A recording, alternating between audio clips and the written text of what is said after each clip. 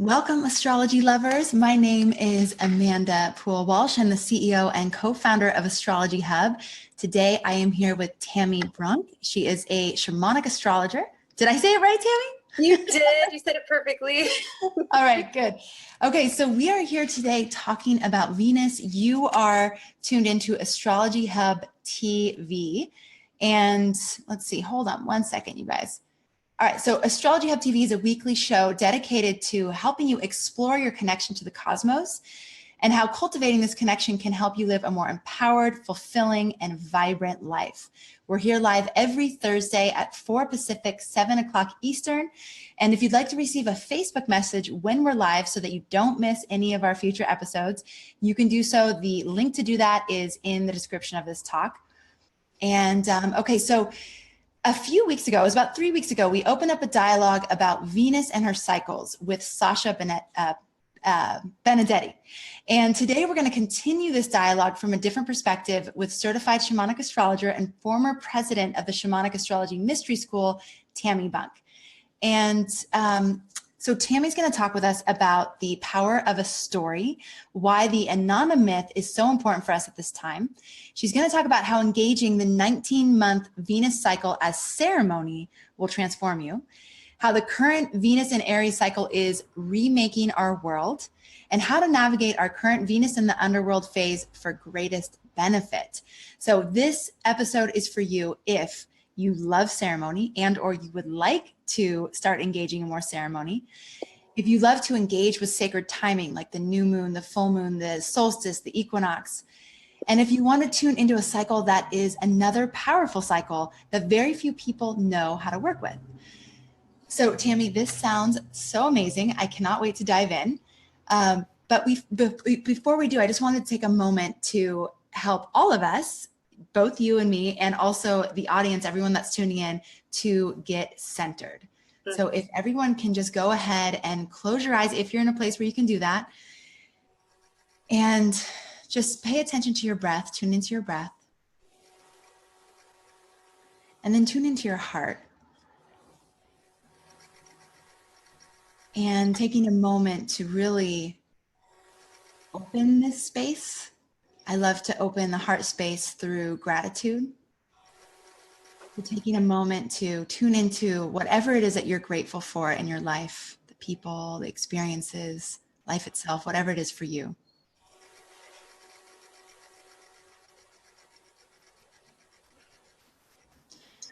I wanted to express my gratitude to you, Tami, for being here with us today, sharing your wisdom, and gratitude for all of you who are tuning in, who are making astrology a part of your life, who are working on your own spiritual development and personal growth, and using astrology as a tool to do that.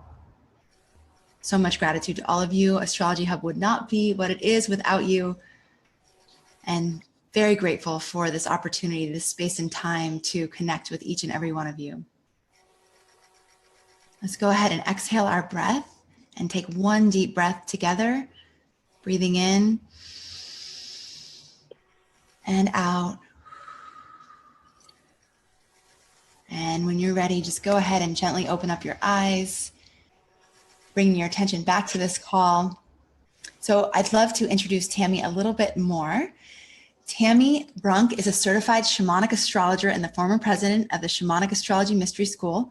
She's also an active dream teacher, certified in Robert Moss's intensive dream teacher training. Tami has been leading groups through the entire Venus synodic cycle as guided by the Inanna descent myth since 2010 and has conducted in-depth research into the Venus return cycle. She is co-creator with Kylan Castell of the Inana Rising Venus Initiation teleclass series and co-founder of Venus Alchemy. She is creator of the Astrology for Earth Renewal Easing, and her life passion is to call in and reawaken the priestesses through ceremonial work with Venus and her cycles, and by marrying the worlds of dreaming and shamanic astrology. Love this, Tami. Cannot wait to dive in with you. So let's do it. One more thing before we do. I'd love to ask everybody out there who is tuning in, and Tami and I talked about this beforehand, what would we love to know from you? the audience. So the question is, do you pay attention to Venus's placement in the sky? Have you ever seen her in the morning or with the crescent moon? So we're talking Venus. Have you ever like actually noticed her in the sky in the morning or with the moon, with the crescent moon? So we're going to look at your responses in just a minute, but Tami, let's start with the power of story. So why the Inanna myth is so important for us at this particular time. Okay, wonderful. I'm so grateful to be here. Grateful to you also. I'm glad you start that way.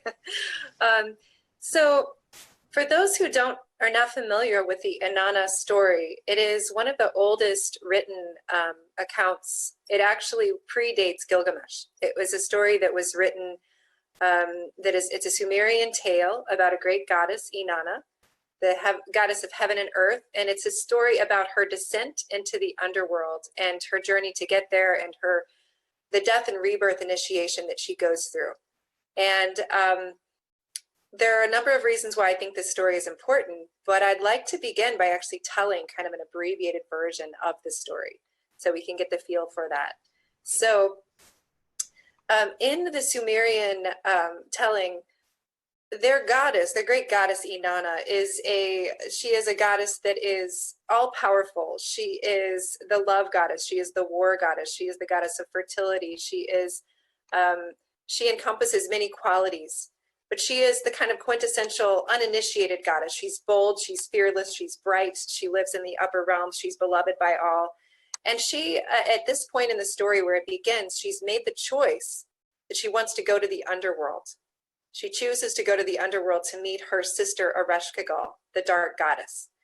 And this is a part of the story that I think is fascinating for us at this time, because in the story most are familiar with, the story of Persephone, she doesn't choose to go to the underworld on some level. It's something that is out of her control. One of the features of Inanna's initiation is that she's actually strong enough, powerful enough, and perhaps uninitiated, because she's uninitiated, she chooses to make that journey. So there's something very powerful for that, for many of us who actually are choosing to actively engage with our cycles, and even to consciously engage the shadow and consciously engage these deeper descent processes that we go through personally and that we're going through collectively as a culture, as a species. So Inanna chooses to go to the underworld, and to do so, she's required to go through 7 gates. She must go through 7 gates, and when she does, she is required to remove a vestment or an item of clothing at each of these 7 gates. And I find it interesting that the word for these vestments in Sumerian is the meh, M-E. You say it meh, but it looks like me. So it's kind of like you're dismantling your ego identity. You're dismantling, you're taking off these items of civilizations, the aspect of self that make you feel as if you belong to the culture. I think of it as our civilized self. It's our extra skin. We have to take that off. We have to strip that down if we're going to really get down to the essence of who we are. So she has to take off her crown at the first gate. She takes off her earrings at the second gate. She takes off her necklace at the third gate, and so on. At the final gate, she is required to remove her royal robes. And so she steps into the underworld naked on her hands and feet. This is the great queen of heaven and earth. So each of us, even those of us who are the most powerful, who know our personal strength and who have tremendous courage and bravery, we still come to that moment. And again, as a species, this is the moment that we find ourselves in, where we've been humbled. And I think of this process of the letting go, the descent process, as an ensoulment process. It's the ultimate feminine process, where it's the process of involution, of going down and in, of choosing to be here, choosing to be embodied at this time, which many would refer to as the Kali Yuga, or perhaps the ending of that, according to some perspectives. So Inanna goes to the underworld. She chooses that. She then meets the dark goddess, her sister, and she is killed by her sister. She's hung on a meat hook. It's kind of a gruesome story. So some of these stories are, and I think of that as kind of like a dream, where we have a dream that's very powerful, that's very gripping, that brings up a lot of fear in us, that's very dramatic. Sometimes a story in a dream needs to be very dramatic to get our attention. That's what's required to wake us up, to wake up our consciousness. So she's hung on a meat hook, this goddess, and in the story, her maidservant, Ninshabar, she has told her before she went into the underworld that if she doesn't return in 3 days to ask for help. So Ninshabar goes to all the great gods, the sun god, the moon god. Neither of them are willing to break their necks, to put themselves on the line to help Inanna. So she goes finally to Enki, the god of water and wisdom. And he is the god who is an ally for the divine feminine. And so what he does is he takes these little beings from underneath his fingernails, and he creates this dirt from under his fingernails, and he creates these two beings, these little asexual beings, and he gives them the waters of life. So they go down into the underworld with the waters of life. And when they go to the underworld, they meet Ereshkigal, the dark goddess. And she is in a phase of we don't know if she's giving birth. We don't know if she is dying, but she's in tremendous pain, and she's saying, "Oh, my insides, oh, my outsides." And when she says this, the little beings say, "Oh, your insides, oh, your outsides." They mirror for her what it is that she's experiencing. And it's the first time that she's been seen and witnessed in this way. So she offers them anything that they might wish. So they ask for Inanna, the body of Inanna, and they sprinkle on her body the waters of life, 60 sprinkles of the waters of life. And this brings Inanna back to life. And so at this point, this is when she comes back to life. She goes through each of the 7 gates again, and she reclaims her vestment at each of these gates, and she emerges a fully initiated goddess. And so this story is powerful on a number of levels. One is that, again, she, like each of us, must go through this process of dismemberment, of letting go of our old identity of who we think we are in order to really meet who we truly are, and to have that dark night of the soul experience. I love that she chooses it herself. And also the other thing that's so powerful about this myth, beyond the kind of the psychological journey or the deeper initiatory journey, is that it's literally a retelling of how the Venus cycle works. So Inanna means Venus. Ninshabar, her maidservant, actually literally means Mercury. In the story as well, if I were to tell a longer version, Dumuzi, who is her beloved, means Mars. So at the time of these tellings, when the Sumerians were beginning to tell the story, that describes the way Venus, Mars, and Mercury move together in the sky. And the story literally describes the way that Venus begins the cycle as a bright morning star close to the earth, and then she goes through the gates, which are the conjunctions with the crescent moon, when she comes together with the crescent moon once every month in the morning sky, with the waning crescent moon, so she's losing strength. And then when she comes together with the waxing crescent moon in the evening sky, that's when she's regaining her vestments. And she's in the underworld when she is crossing, from our view, behind the sun for about 2 months or 60 days, which corresponds to that sprinkling, the 60 sprinklings of water. So the story is a literal description of this astrological celestial cycle. And so it was such an important story to the Sumerians that every 8 years, when they would, when Venus would rise closest to the spring equinox, they would ceremonially enact this story as a culture, the Inanna descent story, to really honor and acknowledge Venus and her cycle in the sky. So that's so to me, it's such a vital, important story because of that archetypal stripping away and souling process that we're all in the midst of. And also it's such an important story because it helps us remember that many of our ancient stories were actually a teaching to help us connect to the sky and the mysteries of the cosmos. Tami, I love that. Thank you so much for that literal translation of how that story is literally the Venus cycle. One thing that stood out to me in this, I've heard this story several times, and every single time different aspects stand out. But when you talked about what got Ereshkigal, what got the shadow element of her to open up her heart and show some compassion, was acknowledgement. Absolutely. And so I was just thinking about that with our own shadows, how so many of us are not wanting to look at the shadow. And when we do that, it becomes much more monstrous. But Yes. when we actually just acknowledge it and say, oh, I see you. I know that you're there.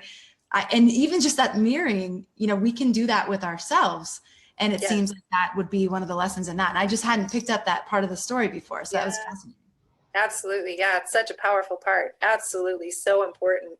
And I think for our time too, I think of it at the meta level and at the micro level.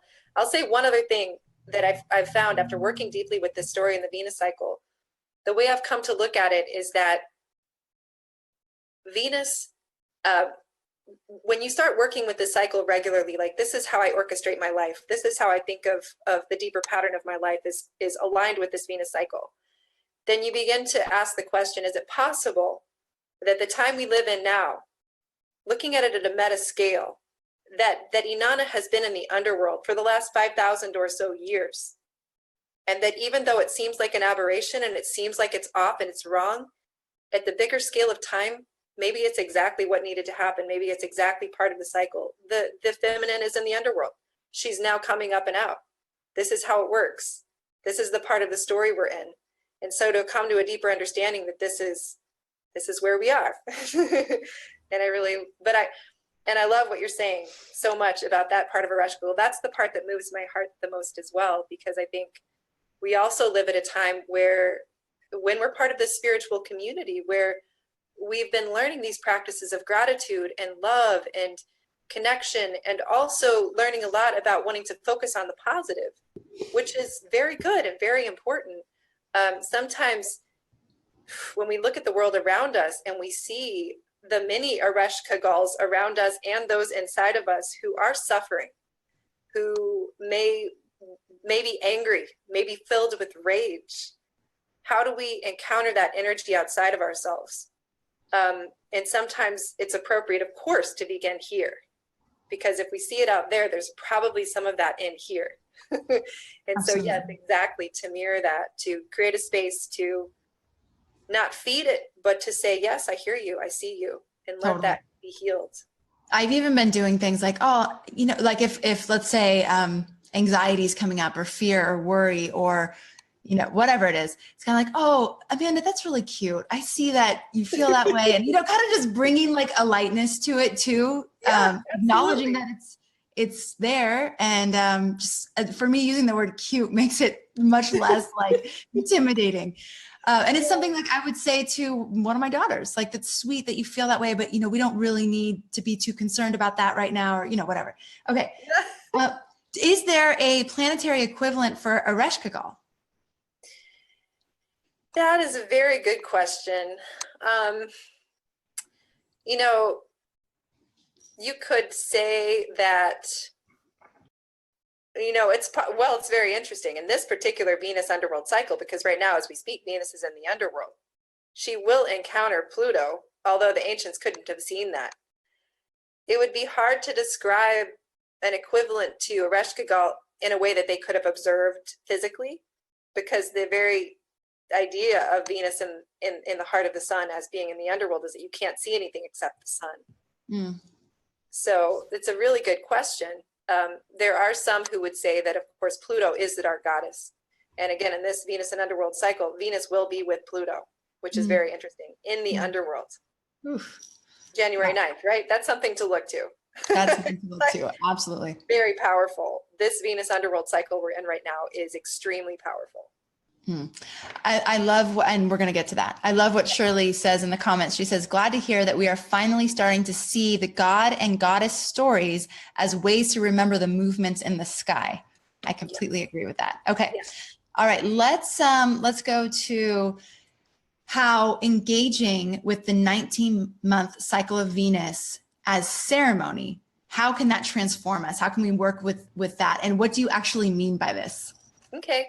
So basically, I am, as you've said, I'm a shamanic astrologer. So I've been working with the Shamanic Astrology Mystery School for years. And this connection between the Inanna descent story and Venus was first brought forward into the astrological community by Daniel Giamario, the founder of the Shamanic Astrology Mystery School, right? So my teacher. And Cale and Castell co-founded the Shamanic Astrology Mystery School with him. And for the last 20 years has been also working with this Venus initiatory story. I started learning about it in 2010 when I first started studying Venus with Daniel and Kaylin. And I immediately thought, I want to take people through this full 19-month cycle as an initiation. It's something that, Kaylin had done some work in priestess circles, but I knew no one had actually gone through the full cycle in that way. So it was just before the Scorpio Venus cycle. So the way it looked for me, and it changed my life, was that I began by gathering people. When Venus first rose as morning star, I was in Albuquerque, and I went out with a group, and we went to see Venus in the morning sky right out near the Sandia Mountains, beyond the Sandia Mountains outside of Albuquerque.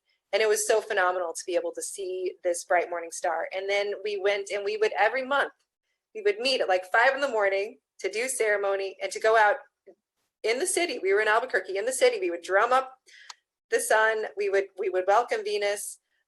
We finally ended up going to the river often in the month. So we would I gathered a group of people, and we worked with each of these gates, Venus gates, and we worked with them as chakras. And this, again, was some of the understanding that Kaylin and Daniel were already beginning to have, but we were able to do it in real time, which was so powerful, to actually, again, connect with the story and bring it alive in our own lives. Tami, can I ask, why does it start? This may be a super beginner question, but why does it start when you first see her rise as a morning star? Why is that the beginning of the cycle? The reason for that is because to many, many ancient peoples, this was the beginning of the cycle, because it is the time of her greatest power and strength. This is when she's very close to the earth. She's still retrograde. And when she first appears, it's stunning. She is so bright. And in fact, it's so important that there were many, many cultures that would time their battles, for example, to when they would first see Venus as morning star in the sky. There is a 27-page paper, and I can't recall the name of it, that is extensive studies into all the different cultures that would observe Venus at heliacal rise, and many of them engaged in blood sacrifice, to be honest. when Kaylin and I were doing this deep study into morning star Venus, it was something that was disturbing to us. But it also helped us to understand the power of that moment when Venus first appears. And that, anytime there's great power, in this period of time that we're coming out of, that power has been used often in a negative way. And so we see it as our role to restore a connection to this Venus cycle, and even to the initiatory part of that, and to acknowledge the divine feminine that Venus is, but also to look at sacrifice in a new way, and to look at, how do we honor this energy in a way that is perhaps as it would have originally been honored before this period that we live in, where power is used in a distorted way. Okay, so the beginning of the cycle is when you first see her and as a morning star, and that is the equivalent of when before she makes her descent. So when she's like at her glorious queenly place. Yes. Okay, and then after that, she moves into the place where she starts to go down. Yes, she's rising. You can see her, she's like higher up in the sky. And then, yes, she begins a literal descent where she's down further, closer to the sun, closer to the sun, closer to the sun. Okay. And yes, losing in strength. All right. Okay, so tell us more. I'm sorry, I interrupted you, but you were talking about how working with the 19-month cycle as ceremony can transform us. Yes, because again, it's that moment of seeing Venus with the crescent moon in the sky and connecting in with that. And part of it, what I came to see at one point when I was really tuning in and connecting and having kind of a conversation, as we can do when we work deeply with these mysteries, is that Venus is often seen as the sister planet to the Earth. There are many reasons for this. She is about the same size. She is composed of a lot of the same materials. Her spin is the opposite to the Earth, but in many ways there's a connection. And what I was getting from her was that we need the mirror effect. We need to be able to understand what's happening at the earthly sphere, by seeing who she is and what she's doing up here, up and out. And so to me, the way it felt when we gathered, we were gathering the priestesses to remember the divine feminine in her splendor in the morning sky and the evening sky, observing her in the underworld. and that it connected with the chakras, connected. So we went through and we let go and we release at the crown chakra, and then we release at the third eye, and we do that every month. It's such a natural process to go through that and to go down and in and to practice that. That, I did it with live circles for that Scorpio cycle from 2010 to 2011. And then it was my own personal Venus return for the next cycle. So I got to go through and work with it ceremonially, personally, and keep a journal and really track what was happening for me personally and look back over my life, over what had happened during the 8-year, when I was 8, 16, during the previous Venus returns, and deepen my relationship with it that way.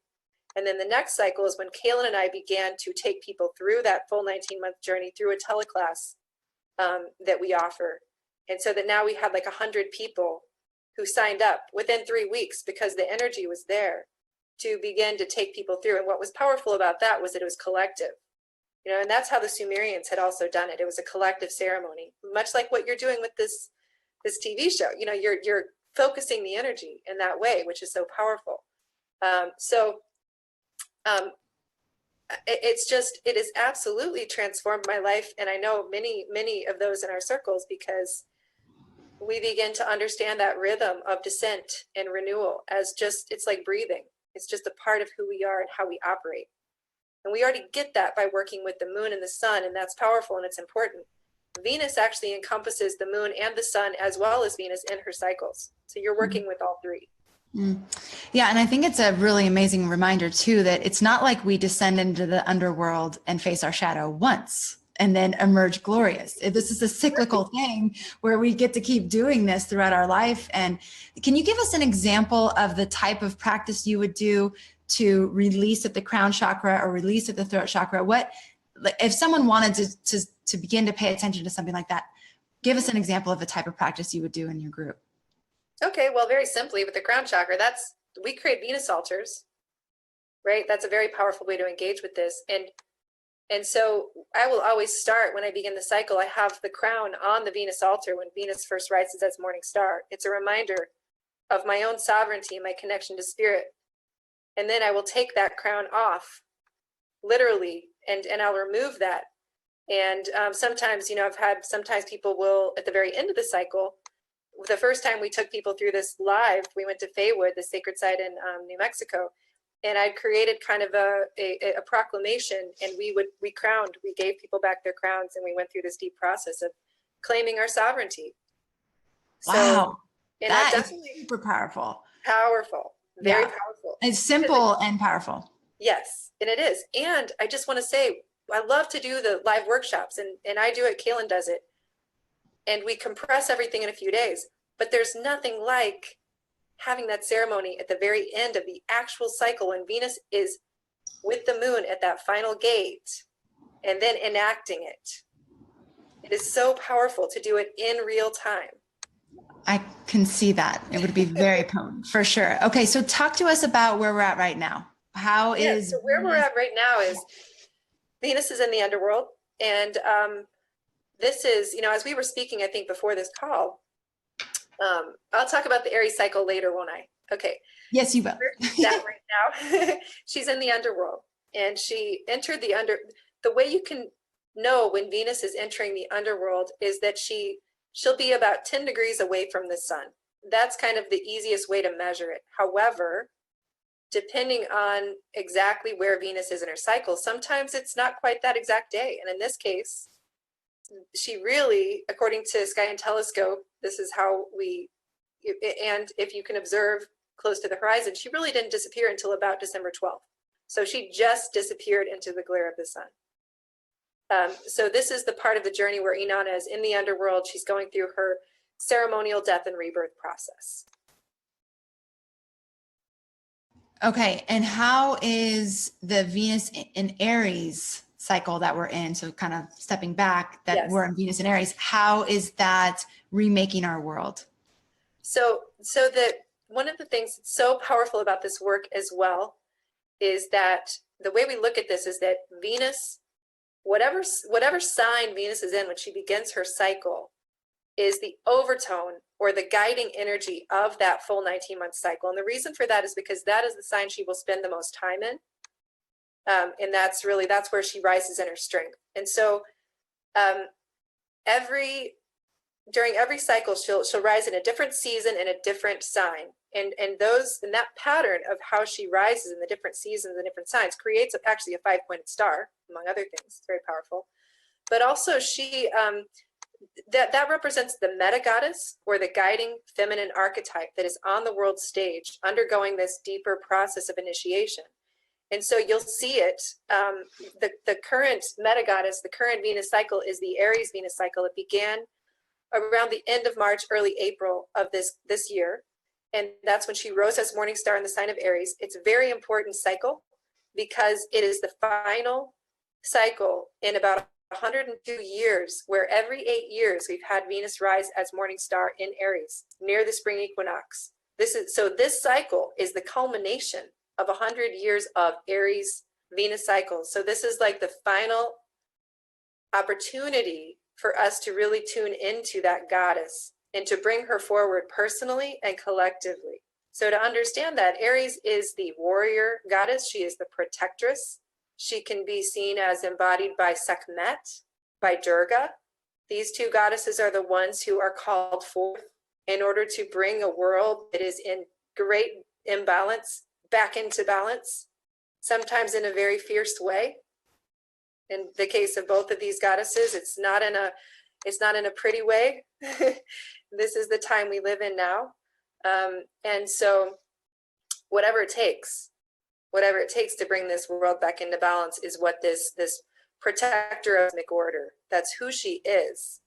And then she has been in a descent process. She's been letting go of whatever she needs to let go of in order to then rise up beginning February 19th. That's when she appears as evening star. And then from that date until November 2nd, she's in an ascent journey, gaining her strength, gaining, and rising up in our worlds. But what's fascinating about this is that even from the beginning, when the cycle began, we were talking about this before, Wonder Woman came out. And if you're online at all, I mean, there's so many things about the fierce feminine and the warrior goddess and wild woman and women claiming their power, and all this coming forward in alignment with this cycle. We feel it. It was everywhere. It is everywhere. So this Aries Venus cycle is so powerful because I can say this is what she's doing.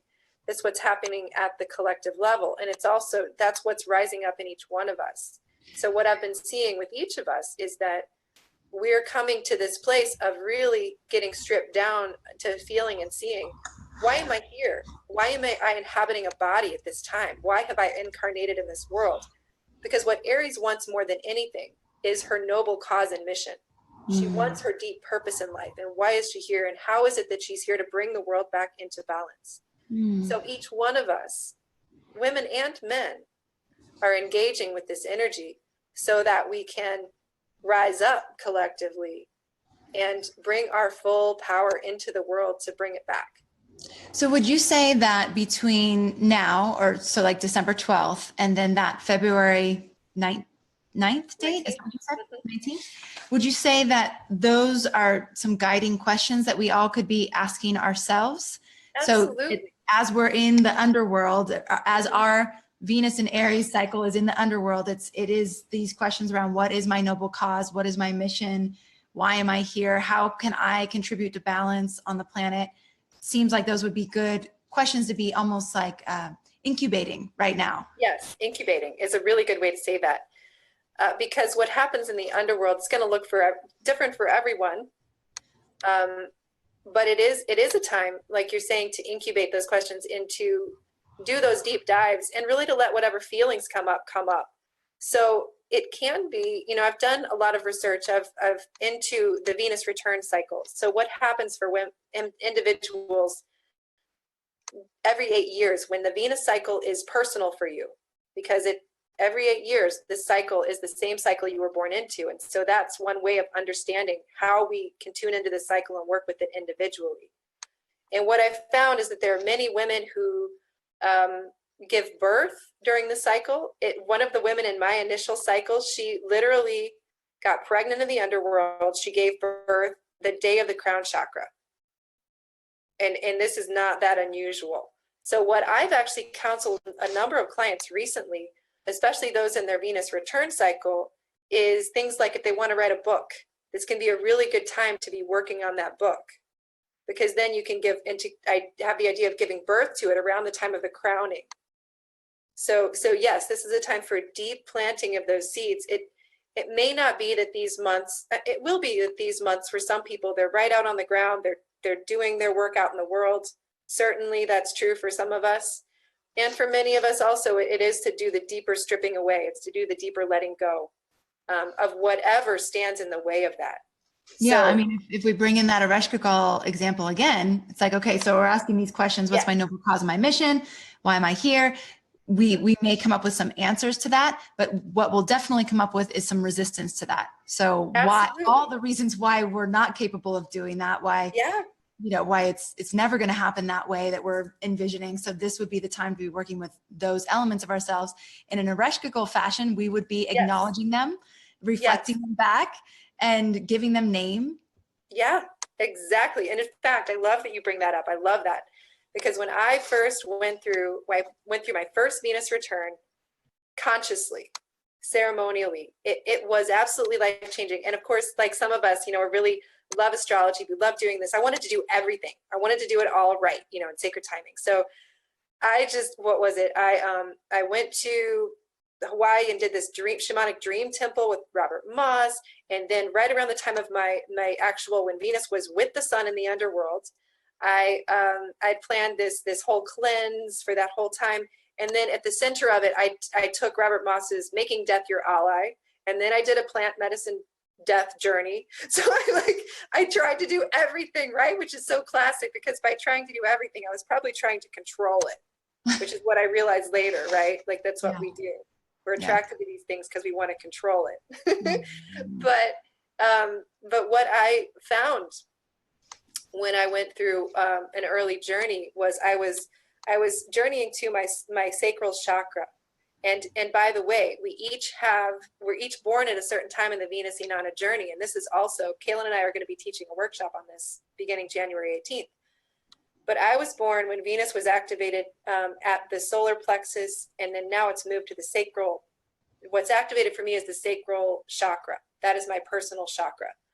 And so I had this vision where I saw energetically that there was a mermaid creatrix and there was a pool with 6 corpses in the pool. I counted them. I saw this in a vision. And this was right as I was entering the underworld journey. And so what I did was I named them. It's much like what you said. I named each of them. I saw where they were dreams or projects or relationships, things that I loved that hadn't come to full fruition, that I'd miscarried in some way. So I named them, I buried them, I grieved them, I celebrated what I had learned, exactly like what you're talking about. That's what I was drawn to do in the underworld journey. Wow. And everyone has their own, but for me, that worked powerfully. Okay. So. Wow. Okay. So we've touched on this a little bit, but can you go into more detail on how to navigate our current Venus in the underworld phase for greatest benefit? I mean, we've been talking about that, but is there anything else you want to add to how to work with this right now? Yes, I think when we're talking about any underworld initiation, the first thing is feel the feelings, feel the feels. Let yourself, like you're saying, with that Ereshkigal example, hold it with love and compassion.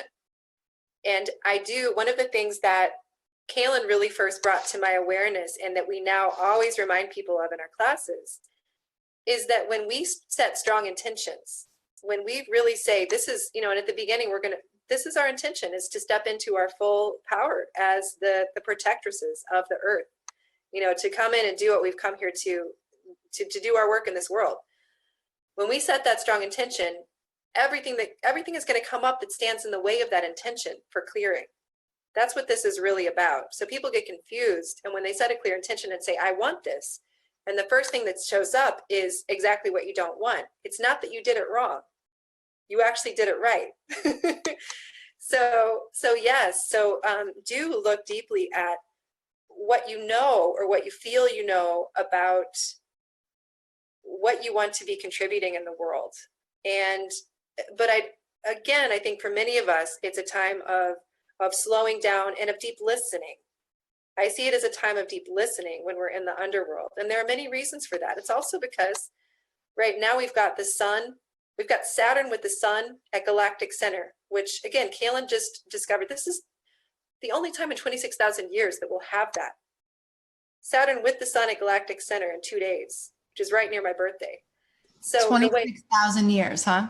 Yeah. Yes. Wow. So, and the way I've been sensing into Galactic Center, my son was there when I was born because I'm a winter solstice baby. But, you know, in many cultures, Galactic Center is where the souls would pass when we die. So this is the place where it's many things. But the way I've been seeing it and feeling it and sensing it is that this is where the ancestors actually live, not just from this earth plane, but from all the systems in the galaxy. This is where the ancestors live. This is where the grandmothers live. This is where that wisdom and insight from all the incarnations in this cosmos, that's where it resides. Right now, so much is happening at Galactic Center. It's really time to get still and listen deep and see what messages want to come through for us.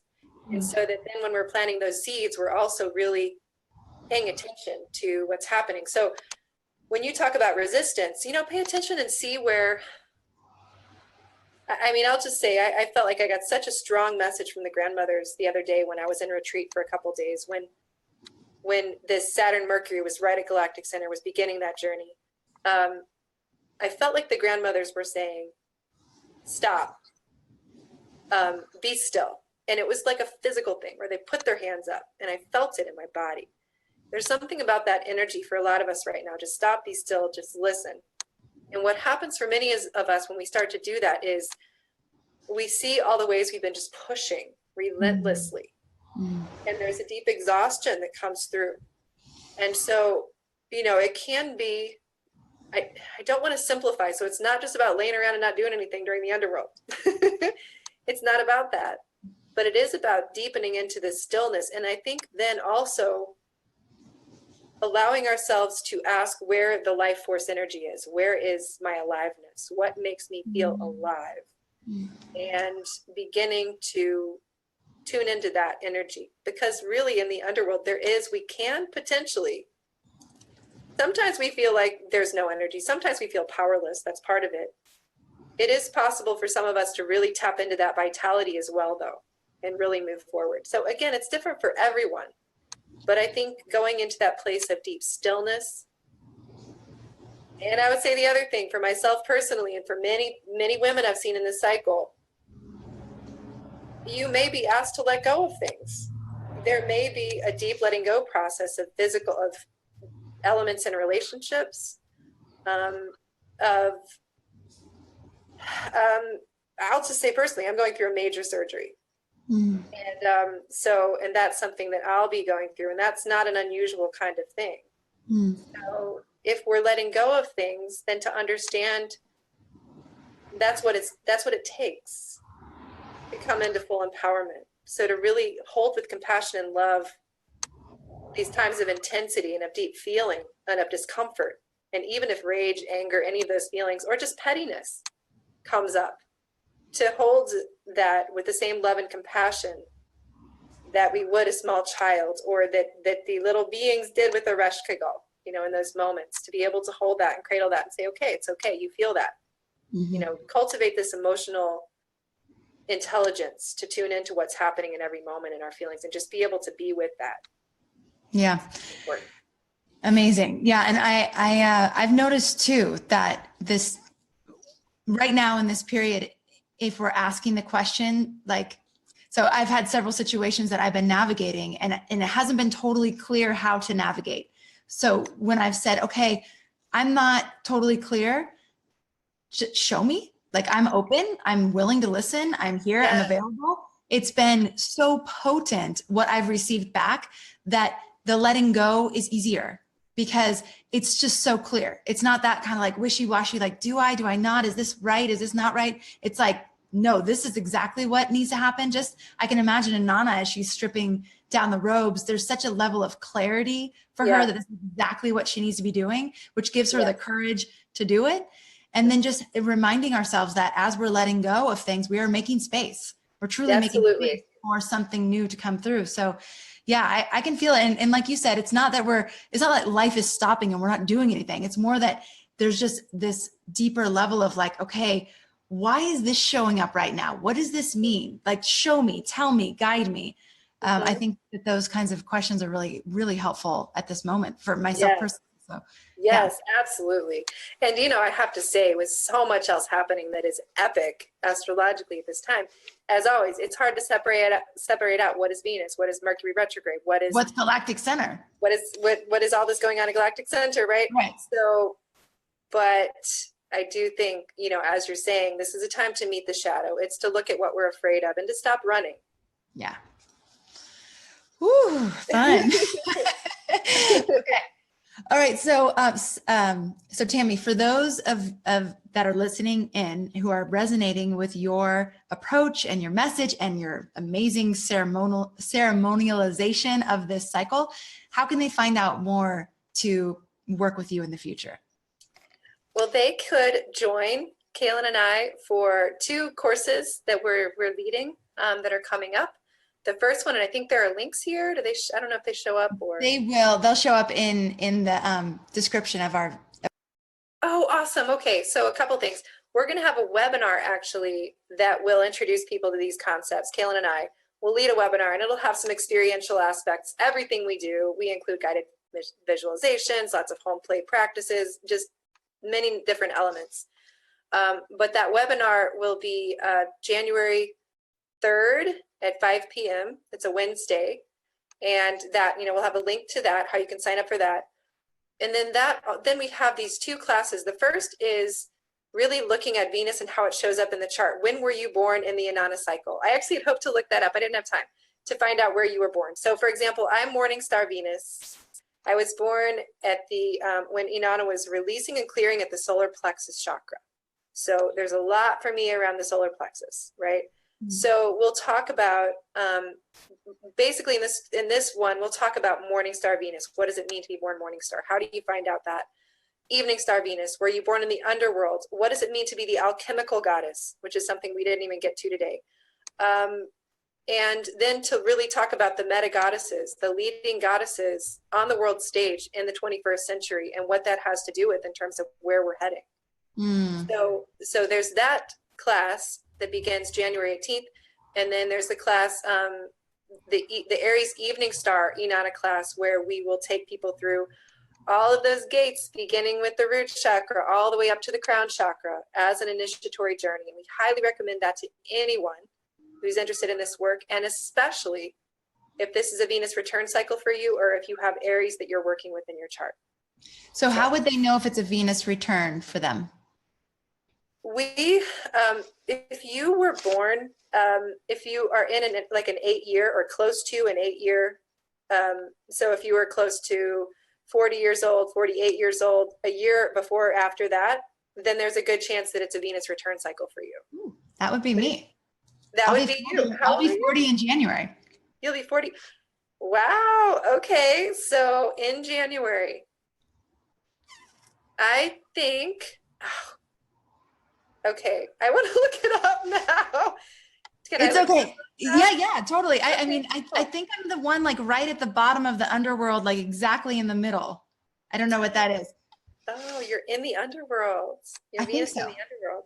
I think so. Of course, you're okay. intrigued by Venus. So you're 19, you said 1978? Yes. While you're doing that, I want to tell everybody about the winter solstice gathering that we're having next Thursday at the same time as Astrology Hub TV. The usual broadcast is going to be a special extended version of Astrology Hub TV, and it is our winter solstice gathering and meditation event. It's totally free. We are bringing on 3 astrologers who are going to talk about the solstice, talk about the astrological origins of Christmas, talk about how to infuse a deeper level of purpose and meaning into the holiday holidays. If you're anything like me and you've gone through that period of like, wow, this all just feels so superficial and I'm going through the motions, we're going to learn how to actually connect in with the deeper purpose and meaning of Christmas. And also, what else? Oh, we're going to be talking about Saturn's placement and how we can actually work with the Saturn going into Capricorn right around this time, and all of the epic astrological placements that are happening around this solstice. And also why this solstice in particular is one of the most potent spiritual solstices that we've had in a very, very long time. I don't even know the exact amount of years, but a very long time. So this is a big one. And we decided that it would be amazing to gather together, to have these astrologers share their wisdom with us, to meditate and really anchor into the vibration of love, which we love to do on these potent transits and moments astrologically, and do that together globally. So that will be next Thursday, same time, not same place though. So if you want to join, please register, and you can register with the link that is in above this video. If you are a part of the inner circle, you don't need to register. You're going to get all the information that you need. But if you're not a part of our inner circle membership, please do register for the winter solstice event so that we make sure that you get everything that you need. Again, the link is going to be in the video. So do you want to see what you think? Okay, you were born in the Scorpio Venus cycle. There's so much more about that, but that one begins November 2nd of this 2018. And you were born as morning star when Venus was very bright in the morning sky after the crown chakra. So after she releases her crown chakra, or her crown, after the queen releases her crown, and when Venus is at maximum elongation. So when people are born at maximum elongation, it's like Venus is extremely bright. And it is often reflected in that person's kind of Venusian shine, which is certainly true. So that's so powerful. Awesome. Thank you. I would love to go into that more with you. Yeah. So for those of you who want to understand yourself in relation to the Venus cycles, I highly recommend that you check out Tami's work. Yes. And okay, so. And also I do Venus readings, which I love to do for people. And I've been doing a lot of those lately, but also a simpler way. People don't look at all the links. Go to venusalchemy.com, just venusalchemy.com, and you can find all of our classes, all this information. And you can also look up whether or not you are in this Venus cycle or the next. Awesome. Okay. Is there anything else you want to leave us with about Venus cycles? Anything that you want to share with us before we close up? Just,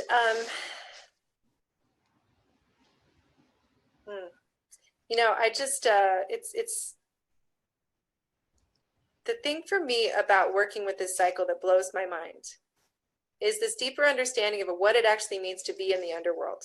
And what I mean by that is, what does it actually mean, even at this moment in history for humanity, when we're in a time that feels like a dark time? It can often feel that way. It can feel like a time where everything's falling apart. When we're in the underworld, what Venus teaches us is what that means is that we're in the heart of great mystery. We're in the heart of the sun. It's that the light of the divine is so bright that whatever is not true in us, whatever is false, is being burned away. And so just to understand that, it turns everything upside down. And that's what Venus often does. It helps us look at things in an opposite way. It blows our minds. So to remember and know that, we are in this initiation now where whatever is false, whatever is not needed is falling away. It's being burned away into the clarity and the core of who we are. And I just see us, again, as these priestesses, so many of us waking up to what we already know and bringing that into the world. And I think that this year to come is going to be amazing, incredible, because we're rising. Whew, that's good. Super hopeful. Thank you so much, Tami. All right. So everybody, it's been a pleasure. And I mentioned about the winter solstice event. The other thing that I want to make sure that you all know about is our 2018 forecast event. This is also free. We'll be featuring 13 astrologers who will be giving us the pulse on 2018, all the important transits, the key dates, how you can work with the energy throughout 2018 to really as Tami said, have an amazing year. So that is happening January 9th, 10th, and 11th. You can register for that right now. We would love to have you. Again, it's free. It's taking place over 3 days, and it's about 3 hours a day. So obviously, if you can't tune into the whole thing, that's okay. Just pop in when you can. Make sure you register though, because we will only send the replay to those who have registered for the event. So that would be amazing to share with all of you. Again, we have a lot of exciting things coming up. So, all right. Thank you so much again, Tami. It's been such a pleasure. It's beautiful. Yes. Thank you so much. And thank you to everyone for tuning into Astrology Hub TV and for making astrology a part of your life. We'll see you next week for the winter solstice.